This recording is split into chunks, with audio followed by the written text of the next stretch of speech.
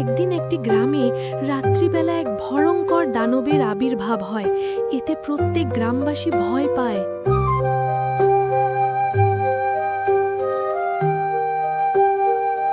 তখন প্রত্যেকে মা কালীর কাছে প্রার্থনা করা শুরু করে, যাতে মা কালী সেই ভয়ঙ্কর দানবের হাত থেকে সবাইকে রক্ষা করে।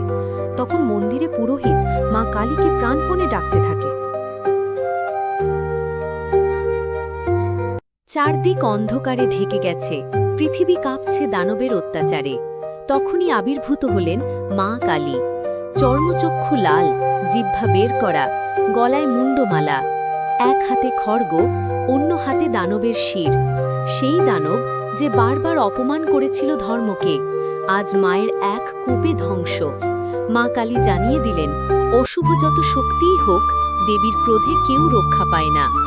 জয় মা কালী, শক্তির জয় হোক। ত্রিশূল।